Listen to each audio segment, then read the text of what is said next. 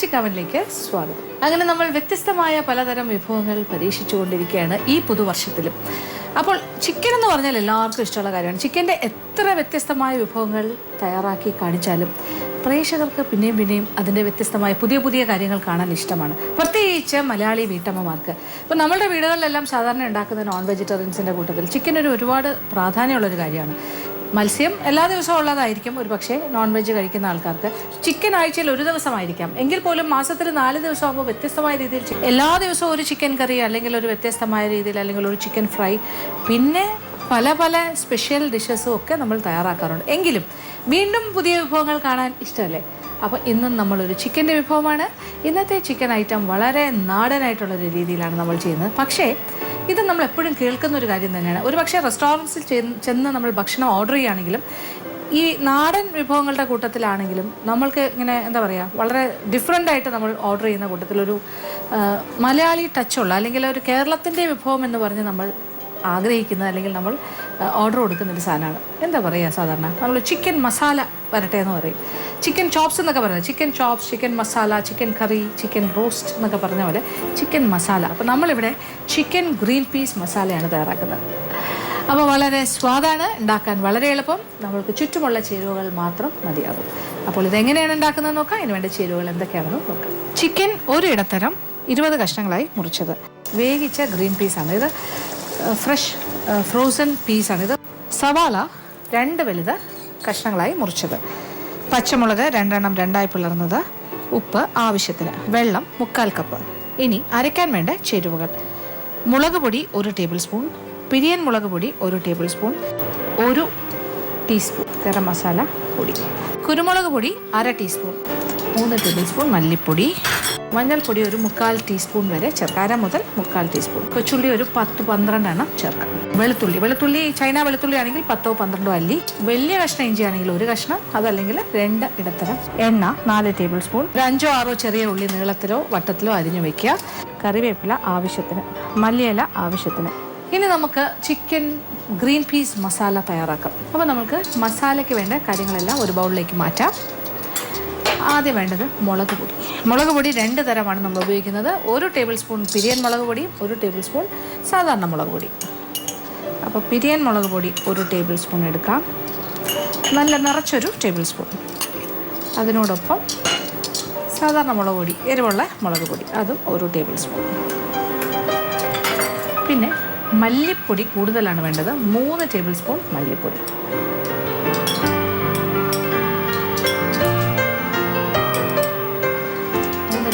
മല്ലിപ്പൊടി. പിന്നെ കുരുമുളക് പൊടി 1/2 ടീസ്പൂൺ, 1/2 ടീസ്പൂൺ കുരുമുളക് പൊടി. അപ്പം നല്ല അത്യാവശ്യം എരിവൊക്കെ ഉണ്ടാവും. പിന്നെ ഒരു കാര്യം, ഗരം മസാല പൊടിച്ചത്, അത് നമ്മൾ 1 ടീസ്പൂൺ നിറച്ച് ഗരം മസാല പൊടി. പിന്നെ ഇതിൽ മഞ്ഞൾപ്പൊടി 1/4 ടീസ്പൂൺ വരെ ചേർക്കാം, 1/2 മുതൽ 3/4 ടീസ്പൂൺ മഞ്ഞൾപ്പൊടിയും ചേർക്കും.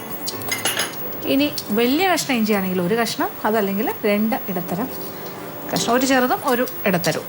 പിന്നെന്താ, വെളുത്തുള്ളി ചൈന വെളുത്തുള്ളി ആണെങ്കിൽ 10-12 അല്ലി, അല്ലെങ്കിൽ ഒരു വലിയ കുടം. ഇപ്പം ചെറിയ സാധാ വെളുത്തുള്ളി ആണെങ്കിൽ കുറച്ചുകൂടെ കൂടുതൽ, ഒരു 10-20 അല്ലിയെങ്കിലും വേണം, അല്ലെങ്കിൽ ഒരു വലിയ ഉണ്ട വെളുത്തുള്ളി. പിന്നെ കൊച്ചുള്ളി 10-12 എണ്ണം ചേർക്കാം, 12 കൊച്ചുള്ളി. ഇതെല്ലാം കൂടി ചേർത്ത് നല്ല മഷി പോലെ അരയ്ക്കണം. മഷി പോലെ എന്ന് പറയുമ്പോൾ നല്ല പേസ്റ്റ് രൂപത്തിൽ അരച്ചെടുക്കണം. അപ്പോൾ മിക്സിയുടെ ചെറിയ ബൗളിൽ വേണമെങ്കിൽ അതിൽ ഇച്ചിരി വെള്ളം കൂടി ചേർത്ത് അരച്ച് നല്ല കുഴമ്പ് പാകത്തിന് അരച്ചിട്ട് ആ മിക്സി കഴുകിയ വെള്ളത്തോടു കൂടി എടുത്ത് മാറ്റി വയ്ക്കാം. അപ്പോൾ ഇത് അരച്ചെടുത്തിട്ട് ബാക്കി കാര്യങ്ങൾ ചെയ്തു തുടങ്ങാം. നമ്മളുടെ ചിക്കൻ ഗ്രീൻ പീസ് മസാല അതിന് വേണ്ടിയിട്ട്. അങ്ങനെ നമ്മളുടെ മസാല പേസ്റ്റ് ഇവിടെ റെഡിയായി കഴിഞ്ഞു. നല്ല കുറുകിയ രീതിയിൽ നല്ല കൊഴുത്ത മസാലയാണ്. ഇച്ചിരി വെള്ളം കൂടി ചേർത്തിട്ടാണ് ഞാൻ അരച്ചെടുത്തത്. പിന്നെ ആ പാത്രം മിക്സിയുടെ ചെറിയ ബോളും കൂടി കഴുകി കുറച്ച് അകത്തൊക്കെ ഇച്ചിരി വെള്ളം ഒഴിച്ച് കംപ്ലീറ്റ് ആ പൊടി മസാലയും ഇതിനകത്ത് ചേർന്നിട്ടുണ്ട്. അപ്പോൾ അരഞ്ഞ രൂപത്തിലായിക്കഴിഞ്ഞു. ഇനി നമ്മളുടെ ചിക്കൻ ഗ്രീൻ പീസ് മസാല തയ്യാറാക്കി തുടങ്ങാം.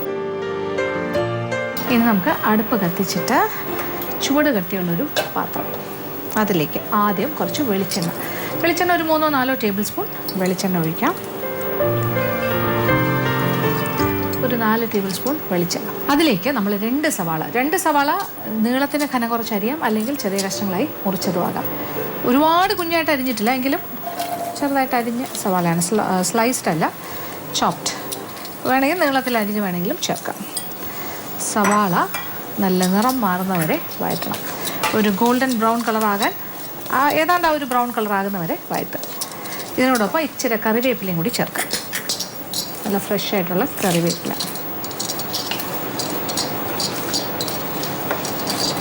അപ്പോൾ സവാളയുടെ നിറമൊക്കെ ഒന്ന് മാറട്ടെ. ഇടയ്ക്കിടയ്ക്ക് ഇങ്ങനെ ഇളക്കി കൊടുക്കുക. അത് കഴിഞ്ഞിട്ട് ബാക്കി കാര്യങ്ങളെല്ലാം ഇവിടെ റെഡി ചെയ്യുന്നത് പെട്ടെന്ന് തന്നെ ചെയ്യാൻ പറ്റിയൊരു കാര്യമാണ്.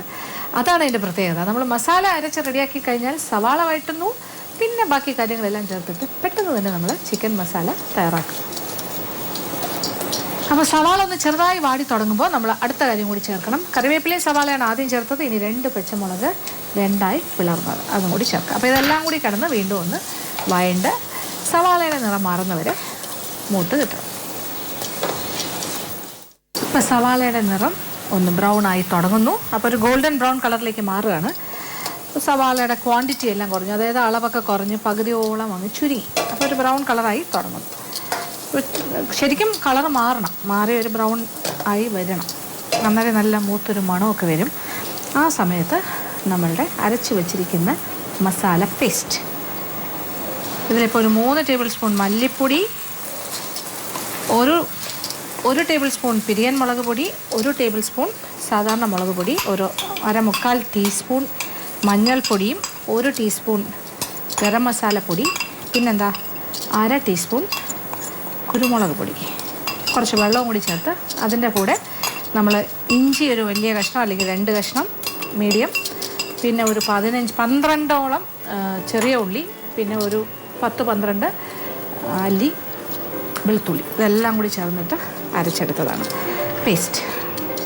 ഇനി ഈ ഒരു മസാല പേസ്റ്റും ഈ മൂത്ത് കിടക്കുന്ന സവാളയുടെ കൂടെ കിടന്ന് നന്നായിട്ടൊന്ന് വഴണ്ട് അതിൻ്റെ ഒരു പച്ചച്ചുവ മാറണം. ആ പച്ചച്ചുവ മാറുന്നത് വരെ ഇങ്ങനെ വഴറ്റാം. ഇപ്പോൾ നല്ല മസാലയുടെ മണം ഇപ്പോൾ തന്നെ വരുന്നുണ്ട്.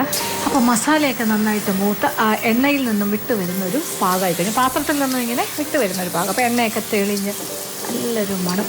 അപ്പോൾ ഇനി ഇതിലേക്ക് നമ്മൾ ചിക്കൻ്റെ കഴുകി വൃത്തിയാക്കി വെച്ചിരിക്കുന്ന കഷ്ണം, അപ്പോൾ ഒരു മീഡിയം സൈസ് കോഴി, ഏതാണ്ട് ഒരു 1.5 കിലോ 600-ൻ്റെ കോഴി, തൊലിയെല്ലാം കളഞ്ഞ് നമ്മളൊരു 20 കഷ്ണങ്ങളായിട്ട് മുറിച്ചു.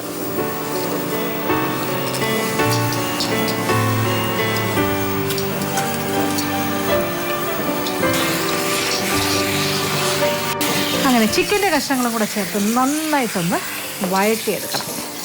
അപ്പോൾ മസാലയെല്ലാം ചിക്കൻ്റെ കഷ്ണങ്ങളിൽ പൊതിഞ്ഞ് ഇങ്ങനെ ഒരു 5 മിനിറ്റ് സമയം ഇങ്ങനെ വഴറ്റാം. അതിനോടൊപ്പം കുറച്ച് ഉപ്പും കൂടി ചേർത്ത് കൊടുക്കാം. കുറച്ച് ഉപ്പ് ആദ്യം ചേർക്കാം, പിന്നെ വേണമെങ്കിൽ വീണ്ടും നമുക്ക് ആവശ്യാനുസരണം ചേർക്കാം. എന്തായാലും ഇത് കഷ്ണങ്ങളിലൊക്കെ ചെറിയ അരപ്പിലൊക്കെ ഉപ്പ് പിടിക്കട്ടെ. അപ്പോൾ ഇപ്പം തന്നെ ഒരു ചിക്കൻ ഇങ്ങനെ മസാലയിൽ പൊതിഞ്ഞിരിക്കുന്ന ഒരു ചിക്കൻ മസാല ഇവിടെ റെഡിയായി കഴിഞ്ഞു. പക്ഷേ ഇത് ചിക്കൻ വെന്തിട്ടില്ല. അപ്പോൾ ചിക്കൻ വേകുമ്പോൾ ഇച്ചിരി വെള്ളമൊക്കെ ഇറങ്ങും, ചിക്കനിൽ നിന്നും കുറച്ച് വെള്ളം ഇറങ്ങും. ആ ഒരു വെള്ളവും പിന്നെ ഒരു അല്പം വെള്ളം കൂടി നമ്മൾ ഒഴിച്ചു കൊടുക്കണം, ഒരു 1/4 കപ്പോളം വെള്ളം. അപ്പോൾ എന്തായാലും 5 മിനിറ്റ് ഇങ്ങനെ വഴറ്റി കഴിഞ്ഞിട്ട് മതി വെള്ളം ഒഴിക്കണം.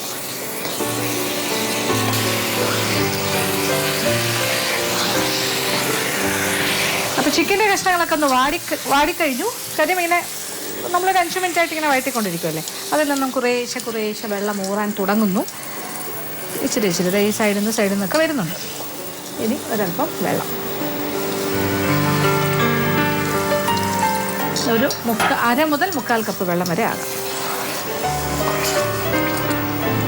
നല്ല കുറുകിയ ഒരു ചാറായി. ഇനി ഇച്ചിരി കൂടെ വെള്ളം എന്തായാലും ചിക്കനിൽ നിന്നും വരും. ഇനി പാത്രം ഒന്ന് അടച്ച് ഈ മസാലയിൽ കിടന്ന ചിക്കൻ നന്നായിട്ടൊന്ന് വേകട്ടെ.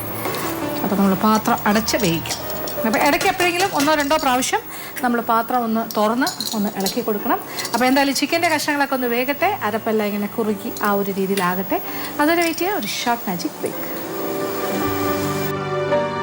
ഇപ്പോൾ ഞാൻ പാത്രത്തിൻ്റെ അടപ്പൊന്ന് മാറ്റിയിട്ട് ഒന്നുകൂടി ഒന്ന് ഇടയ്ക്കിടയ്ക്ക് ഇളക്കുന്നുണ്ട്. അപ്പോൾ ഇപ്പം നോക്കും കുറച്ചുകൂടി ചാറലായി. നമ്മൾ ആകെ 1/4 കപ്പ് വെള്ളം ഒഴിച്ചിട്ടു, ബാക്കിയെല്ലാം ചിക്കനിൽ നിന്നിറങ്ങിയ ചാറാണ്. അപ്പോൾ ഇനി ഈ ചാറും കൂടി അല്പം കൂടി ഒന്ന് പറ്റും. കാര്യം ചിക്കൻ്റെ കഷ്ണങ്ങൾ ഏതാണ്ട് 1/4 വേഗമായി കഴിഞ്ഞു. ഇനി കുറച്ചുകൂടി വെന്ത് കഴിയുമ്പോൾ കറക്റ്റ് പാകത്തിനുള്ള ചാറാകും. ഇനി നമുക്ക് ഗ്രീൻ പീസും കൂടി ചേർക്കാനുണ്ട്. അപ്പോൾ ഗ്രീൻ പീസ് മസാലയല്ലേ, അപ്പോൾ ഏതാണ്ട് ഒരു 3/4 കുക്ക്ഡാണ്. അപ്പോൾ ഇനി ഒരു കുറച്ച് ഭാഗം കൂടി വെന്ത് കിട്ടാനുള്ളൂ. അപ്പോൾ ഇത് നമ്മൾ വേവിച്ച ഗ്രീൻ പീസാണ്. ഇത് ഫ്രഷ് ഫ്രോസൺ പീസാണ്. ഇത് വാങ്ങാൻ കിട്ടും പാക്കറ്റിൽ, ഫ്രീസറിൽ വെക്കുന്ന രീതിയിൽ. അതല്ലാന്നുണ്ടെങ്കിൽ നമ്മൾ വേകാത്ത ഗ്രീൻ പീസ് ആണെങ്കിൽ, ഇപ്പോൾ വെള്ളത്തിൽ കുതിർത്ത് വെച്ചിരിക്കുന്നതാണെങ്കിൽ അത് ചിക്കനോടൊപ്പം ഇട്ട് വേവിക്കണം. അല്ലെങ്കിൽ പ്രഷർ കുക്കറിൽ നേരത്തെ ഒരു അരപ്പാക വേവിച്ചിട്ട് അതിൻ്റെ കൂടെ ഇട്ട് വേവിക്കണം. ഇതിപ്പോൾ നമ്മൾ ഫ്രഷ് ആയിട്ടുള്ള ഫ്രോസൺ പീസാണ്.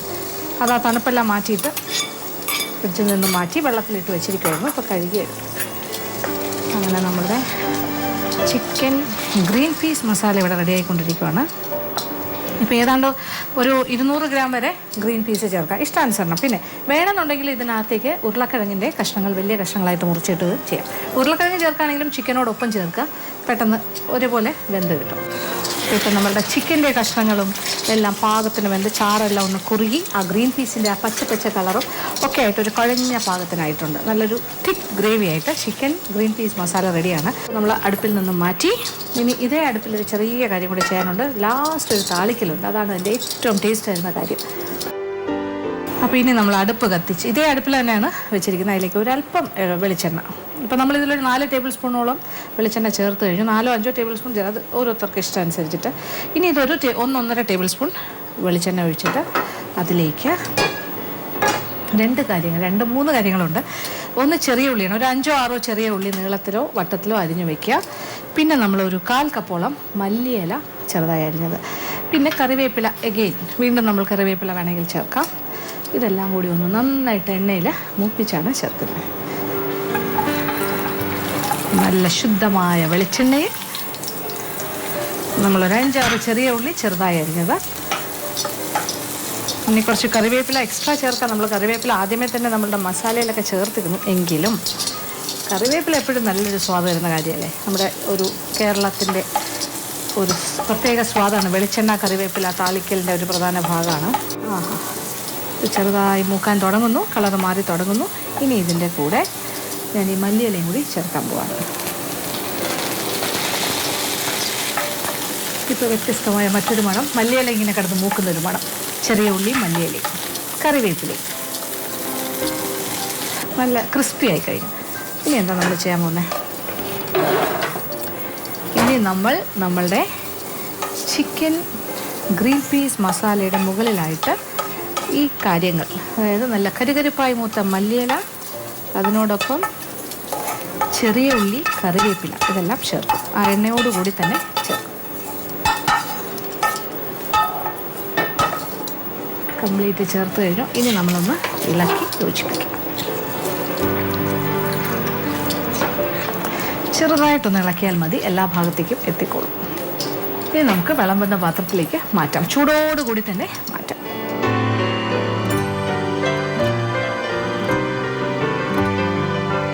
അങ്ങനെ നമ്മുടെ സ്വാദിഷ്ടമായി ചിക്കൻ ഗ്രീൻ പീസ് മസാല ഇവിടെ റെഡിയായി കഴിഞ്ഞു. അപ്പോൾ ചിക്കൻ മസാല പല രീതിയിലാണ് പല ആൾക്കാരും തയ്യാറാക്കുന്നത്, പലതരം റെസിപ്പീസ് ഉണ്ടാകും. പക്ഷേ ഇതെൻ്റെ ഒരു സിഗ്നേച്ചർ ഡിഷ് പോലെയാണ് ഞാൻ ചെയ്തിരിക്കുന്നത്. ഇത് എൻ്റേതായ ഒരു രീതിയിൽ ഞാൻ ചിക്കൻ ഗ്രീൻ പീസ് മസാല തയ്യാറാക്കിയിരിക്കുന്നത്.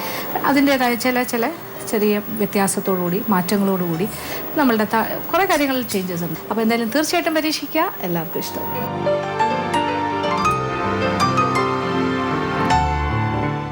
ഇനി അടുത്തതായി മാജിക് അവൻ്റെ second recipe of the week. ഈ ആഴ്ചത്തെ സെക്കൻഡ് റെസിപ്പി ഒരു മധുരമാണ്. അപ്പോൾ നമ്മൾ എരിവുള്ള ഒരു ചിക്കൻ ഗ്രീൻ പീസ് മസാല കഴിച്ചു കഴിഞ്ഞു. ഇനി എന്താണ്? ഇനി നമ്മൾക്കൊരു മധുരമാകാം. അപ്പോൾ നമ്മളുടെ മധുരം, ഈ മധുരം എന്ന് പറഞ്ഞാൽ എല്ലാവർക്കും ഇഷ്ടമുള്ള കാര്യമാണ്. പിന്നെ ഉണ്ടാക്കാൻ വളരെ എളുപ്പം. പക്ഷേ കുറച്ച് പേർക്കെങ്കിലും ഇതിൻ്റെ കറക്റ്റ് പ്രൊസീജിയർ അറിയാണ്ട് ഉള്ള ആൾക്കാരുണ്ടാവും. എന്തായാലും എല്ലാവർക്കും വേണ്ടിയിട്ടാണ് നമ്മളിന്ന് ഇതിവിടെ തയ്യാറാക്കുന്നത്. ഇത് നമ്മളുടെ റവ ലഡ്ഡു വളരെ കോമൺ ആണ്. നമ്മളുടെ പല ബേക്കറികളിലും പാക്കറ്റിൽ വാങ്ങാൻ കിട്ടുന്ന ഒരു കാര്യമാണ് റവ ലഡ്ഡു എങ്ങനെ വീട്ടിൽ എളുപ്പത്തിൽ തയ്യാറാക്കാം. അപ്പോൾ അതിന് വേണ്ട ചേരുവകൾ എന്തൊക്കെയാണ്, എങ്ങനെയാണ് തയ്യാറാക്കുന്നതെന്ന് നോക്കാം. ബോംബെ റവ 1 കപ്പ്, പൊടിച്ച പഞ്ചസാര 1/4 കപ്പ്, പശുവിൻ പാൽ ആവശ്യാനുസരണം, ഏലക്കാപ്പൊടി 1/2 ടീസ്പൂൺ, അണ്ടിപ്പരിപ്പ് 25 ഗ്രാം, ഒരു 3 ടേബിൾ സ്പൂൺ നെയ്യ്. അപ്പോൾ അടുപ്പ് കത്തിച്ചിട്ട് ആദ്യം നമ്മൾ ഇതിന് ഒരുപാട് നെയ്യും വേണ്ട. പിന്നെന്താ പറയുക, നമ്മൾ ചിലർക്ക് ഇത് പഞ്ചസാര പാവ് കാച്ചി അങ്ങനെയൊക്കെയാണ് ചെയ്യേണ്ടതെന്ന് തോന്നും. പക്ഷെ അങ്ങനെയല്ല. അപ്പോൾ ചെറിയ സംശയങ്ങൾ നമ്മൾക്ക് എല്ലാവർക്കും ഉണ്ടാകും. അതെല്ലാം പിന്നെ അതെല്ലാം മാറ്റിയിട്ട് ഈ ഒരു രീതിയിൽ എങ്ങനെയാണ് കറക്റ്റായിട്ട് നമ്മൾ റവ ലഡു തയ്യാറാക്കുന്നത് നോക്കാം. അപ്പോൾ ആദ്യം നമ്മളൊരു 3 ടേബിൾ സ്പൂൺ നെയ്യ്, പശുവിൻ നെയ്യ്,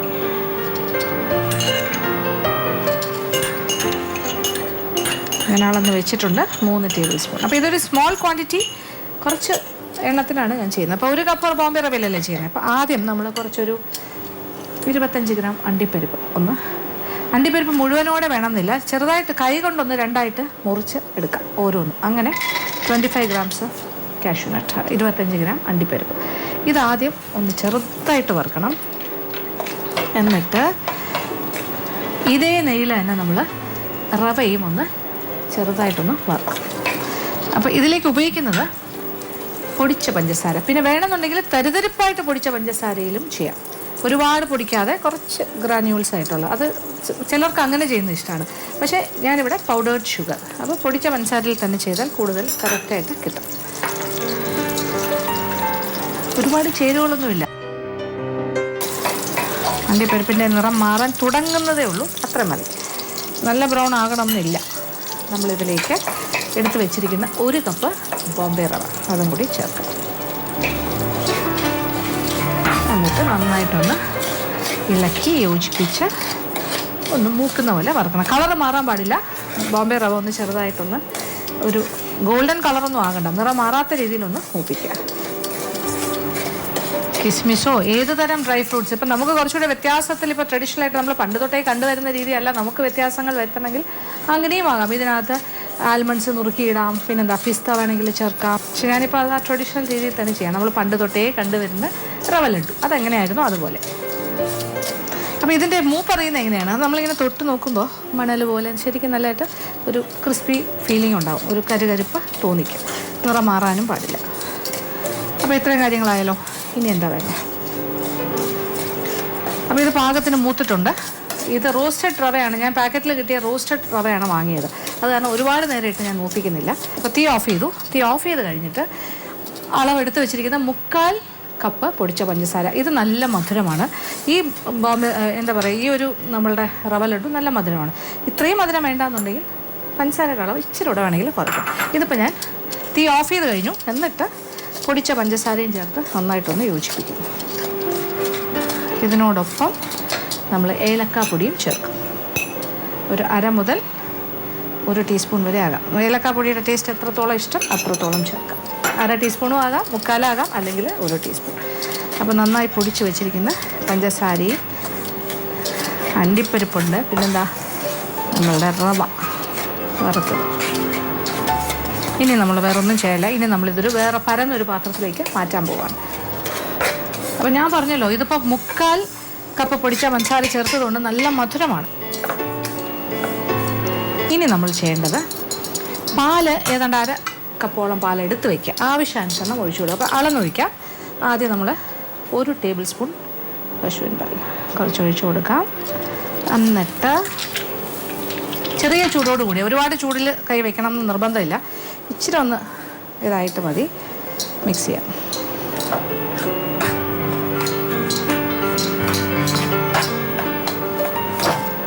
അപ്പോൾ ആവശ്യാനുസരണം പാലൊഴിച്ചാൽ മതി. ഞാൻ 1/2 ഗ്ലാസ് എടുത്ത് വെച്ചിരിക്കുന്നു എന്നേ ഉള്ളൂ. എന്നിട്ട് നമ്മളിങ്ങനെ ഉരുട്ടും. ഒരല്പം പാൽ, 1 ടേബിൾ സ്പൂൺ പാൽ മാത്രമേ ഞാൻ ഒഴിച്ചിട്ടുള്ളൂ. നന്നായിട്ട് റോൾ ചെയ്തെടുക്കണം, നല്ല ടൈറ്റായിട്ട് ഉരുട്ടുക. അപ്പോൾ കൈ പൊള്ളുമൊന്നുമില്ല, ചെറിയ ചൂടോട് കൂടി തന്നെയാണ് ചെയ്യുന്നത്. പക്ഷേ കൈ പൊള്ളാനുള്ള അത്രയും ചൂടൊന്നുമില്ല. ഒരല്പം ഒന്ന് കൂളായിട്ടാണ് നമ്മൾ പാല് ചൂട് പാലെല്ലാം ഒഴിച്ചിരിക്കുന്നത് തണുത്ത പാല് തന്നെയാണ്. നല്ല ഷേപ്പിലുള്ള ഉണ്ടയായിട്ട് ഉരുട്ടിക്കഴിഞ്ഞു പ്ലേറ്റിലേക്ക് വയ്ക്കാം. ബാക്കിയിരിക്കുന്ന മാവിൽ നിന്നും വീണ്ടും ഉരുളകൾ ഉരുട്ടിയെടുക്കാം. അപ്പോൾ ഏതാണ്ട് സിമിലർ സൈസിൽ, ഏതാണ്ട് നമ്മളുടെ കൈയുടെ ഒരു അളവെടുത്തിട്ട് കയ്യിൽ ഉരുട്ടാൻ പറ്റുന്ന പാകത്തിലുള്ള റവ ലഡു ഉരുട്ടുകയാണ്.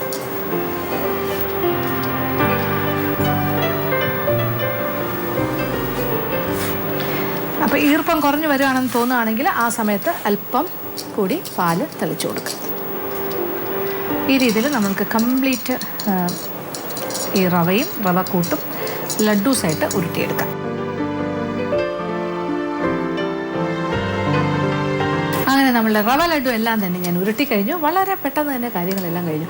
കറക്റ്റ് പറഞ്ഞാൽ ഒരു 2 ടേബിൾ സ്പൂൺ നിറച്ചെടുത്താൽ മതി പാല്. അതിൽ കൂടുതൽ വേണ്ടി വരില്ല. 2-2.25 അല്ലെങ്കിൽ മാക്സിമം 2.5 ടേബിൾ സ്പൂൺ പാല് മാത്രം മതിയാവും 1 കപ്പ് റവയ്ക്ക്.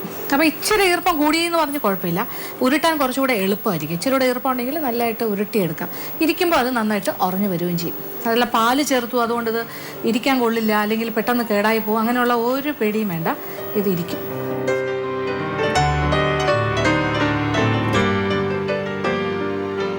അങ്ങനെ നമ്മളുടെ റവ ലഡു എല്ലാം തന്നെ ഞാനത് ഭംഗിയായിട്ടൊരു പാത്രത്തിൽ അടുക്കി കഴിഞ്ഞു. അപ്പോൾ ഇത് എണ്ണത്തിൽ 13 റവ ലഡു ഉണ്ട്. അപ്പോൾ ഏറ്റവും മേളിൽ ആ 13ാമൻ ഏറ്റവും മേളിലായിട്ട് വന്നു കഴിഞ്ഞു. ടോപ്പറായിട്ട് 12 പേര് ചുറ്റും ഉണ്ട്. അപ്പോൾ ഈ രീതിയിലാണ് നമ്മൾ റെഡിയാക്കി എടുക്കുന്നത്.